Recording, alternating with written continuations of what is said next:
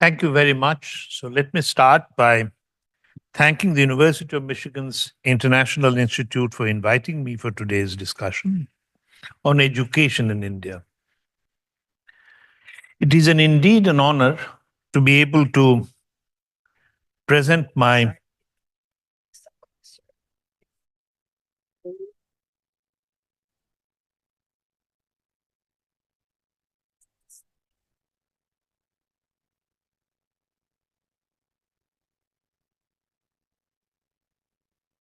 I'll present my thoughts. Education in India is a very broad topic, so I'll speak on challenges for education in India.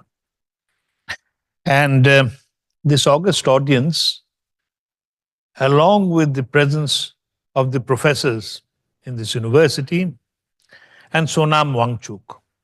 I don't want to say too much about Sonam. Suffice it to say, he's a celebrity. He is well known as an educator and a social reformer, not only in my country but all over the world. You can well understand his popularity from his almost 500,000 followers on Elon Musk's X, 1.8 million followers and viewers on Facebook and YouTube. Sonam, if I have underestimated your followers, please forgive me.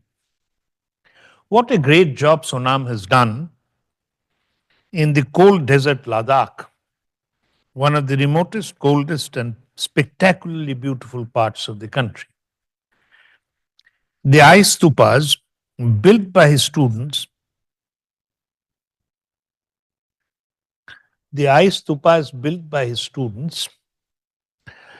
and the solar energy generated for supply of renewable energy have earned him the Rolex Award and worldwide acclaim. I'm a great admirer of you, Sonam. It represents a brilliant combination of principles of physics and application of engineering. Now I'm going to tell you about the importance of development of scientific knowledge among the people, especially young people, and how to spread it across a diverse and a large country that is India. Although we human beings, ever since our creation, practice learning by doing and heuristics, as all animals, including guinea pigs and mice, do, these methods did not help us to fully understand, for example, gravity, electricity, and genetics. Why I'm saying this is there is no substitute for theoretical knowledge, and places like University of Michigan. Indeed, in India, there have been too much of emphasis on bookish knowledge, which Mr. Wangchuk never tires in pointing out, and there have been little effort to connect it with application. For example, teaching children about leaves in botany, often without actually looking at a leaf. We need to correct this imbalance. As I see it, the challenge for education in India is to strike the appropriate balance between learning from books and learning through application, and spread this balanced approach to the wide expanse of the country with its diverse population and resources. One thing that I have no doubt in my mind, that if it can be done in Ladakh, it can be done anywhere. Let me now come to how it can be done. Accumulation of scientific knowledge occurs mainly in universities and other institutes of higher education. The same criticism of a disconnect with the practical world at the school level applies to some extent to higher education institutes. Much of this disconnect can be attributed to resource crunch. Pen and paper are cheap. Hadron colliders are expensive. Yet in 2023, we have sent the Chandrayaan mission to the moon, so we can do it and do it cheaper than advanced Western countries. So what is the state of higher education in India? The number of higher education institutions have multiplied since independence, to over 1,000 universities, and about 17,000 colleges. The last census recorded about 38 million graduates in the country. However, large numbers of Indian children are not enrolled in school. For instance, we have a low gross enrollment ratio. That's the number of students in that particular group divided by the population in that age group. So the GER is about 25%, in higher or tertiary education in India. The corresponding figure, just for a perspective, for higher education in North America and Europe is over 80%. So we have a long way to go. The National Education Policy 2023 targets to double it to 50% by 2035. The quantity problems, enough of the facility, remains in many fields of higher education, especially medical, engineering, and engineering. Engineering is not a problem so much of quantity. There are enough engineering colleges, but quality is the problem. Furthermore, there is a quantity problem for quality educational institutes and a link between the quantity and quality problems as well. India has the largest number of engineers as well as the largest number of engineering education institutes in the world. It has a large number of medical colleges as well.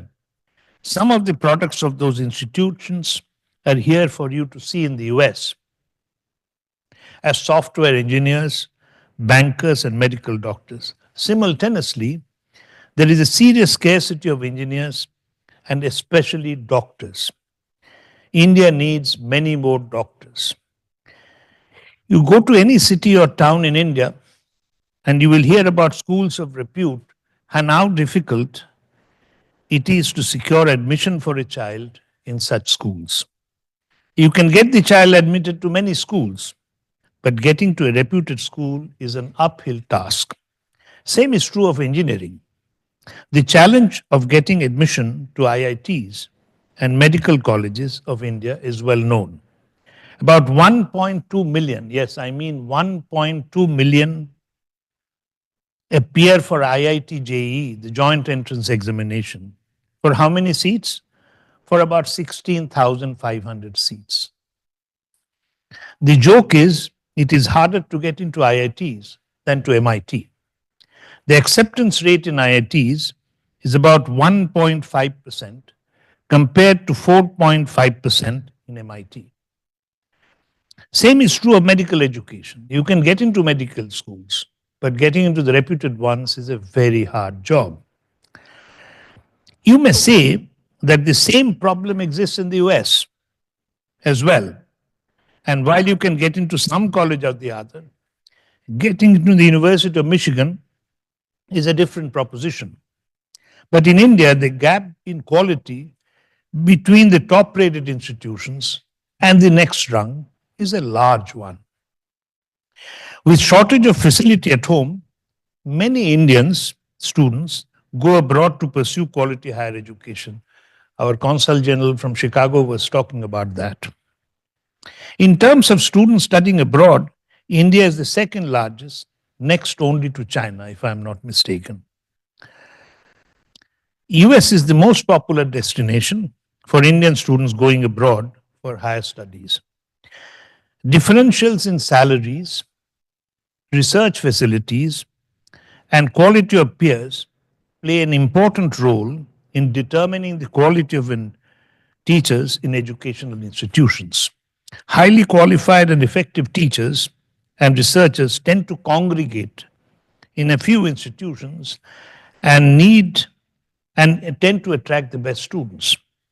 The US-India complementarity in higher education stems from the availability of a large number of extremely bright students in India who read, write, and speak English and are in search of quality education, and the presence of a large body of professors and researchers in the US.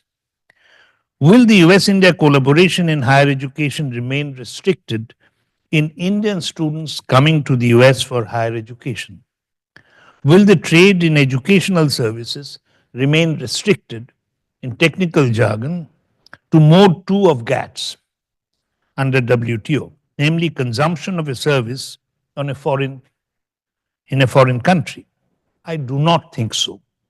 The reason is pure economics. It will be more efficient and cost effective for a few hundred students to study in their home country under a professor from abroad than all of them relocating to a foreign country for the same service. What about the salary differential between India and the US? It may be difficult for governmental institutions to pay attractive salaries, at least for now. But the problem is much less in private universities.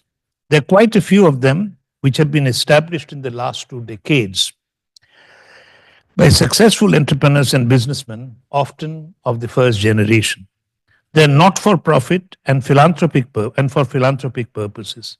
Examples include, you must be knowing about them, Ashoka University, Kriya University, Plaksha University, and Shiv Dadar University. This collaboration is particularly important for STEM subjects, science, technology, engineering, and medicine. The problems of education in India start at the school level, not just in higher education. While I won't go into the details, it is crucial to highlight that higher education cannot exist without a strong foundation in school education. Like higher education, schools face issues of both quantity and quality, though their nature differs at each level. India's vast population makes any discussion of education a matter of large numbers. In 2021-23, there are about 1.5 billion schools with 265 million students, nearly 50% of the US population. While some areas lack schools, most habitations have accessible schools. At independence, many children, especially girls, were not in school. However, enrollment in elementary education has improved, and now it exceeds 100%. You will say, how is it more than 100%? You have enrollment ratio, you look at how many children are in school, and you look at the number of such children in the appropriate age group. There are some people who are repeating, some older girls, older boys. So gross enrollment ratio can be more than 100%. So gross enrollment ratio has exceeded 100% for the last few years. What has helped it? There are two things that have happened in recent times. One is the midday meal scheme, and the other is right to education, which makes it obligatory for the government to provide it. But what has happened, and I think it's a good thing, the number of school-going children has reduced. It has gone down by 6%. You will say, how? Because the fertility rate is falling. India's fertility rate has declined below 2.1%, 2.1, which is the replacement rate. So you'll see more and more decline in the number of school-going children. So there are some schools now have only a single student. Previously, it was thriving in the 60s and 70s. A pressing issue today is the lack of foundational literacy and numeracy. The problems galore. You see, I've talked about higher education, but I must touch upon foundational literacy and numeracy. Because what is very important for a little girl or a little boy to know is how to read, write, and how to calculate. That's foundational literacy and numeracy. The problem is severe among children whose parents have never attended school. The no detention policy, which promoted automatic promotion until class 8, further worsened learning gaps by shrouding the problem. Exams have now been reintroduced in classes 5 and 8. India's low GER, gross enrollment ratio, of 26% in higher education stems partly from the problem of poor school education or poor school completion rates. You can't go for higher education if you haven't completed school. Without finishing school, students cannot pursue higher studies. Education reformers like Sonam Wangchuk are working to tailor the system to local needs. Addressing school education challenges is key to solving India's larger education crisis. Now, let me tell you about responsibilities. How do we ensure that scientific and technological advance occurs while minimizing environmental damage and threats to human existence posed by advanced weaponry and artificial intelligence? Technological advances should be combined with good citizenship. Growth of a citizenry of technological robots leading unexamined lives is fraught with peril. This can and must be prevented by developing the second pillar of education, humanities. That includes the study of history, philosophy, language, and culture. It is extremely myopic to give short shrift to these so-called softer disciplines that can temper the excesses of technological advance. It is concerning that these disciplines have shriveled in recent times. Distracted as we are by shining objects and the immediate gratification provided by social media and robotics, the scientific method is under attack. Scientific method is how we learn and correct mistakes. Some people are now questioning much of what we thought are settled facts or settled knowledge. For example, the US landing Neil Armstrong on the moon, or the Holocaust, or the Darwinian theory of evolution. At the same time, a burgeoning of software skills and hardware knowledge, artificial intelligence, and machine learning means that some aspects of traditional education now appear elitist and supposedly irrelevant. With a revolution in transportation and communication technology, the world has become a global village, and with radical transformation of the destructive ability of weaponry, the downside risk of misunderstanding each other has magnified 1,000 times. We need humanities for understanding each other better. Scientific method is under attack precisely because the critical perspectives offered by the humanities is missing. One cannot emphasize enough the complementarity of the two pillars of education. Shakespeare and Einstein are equally important.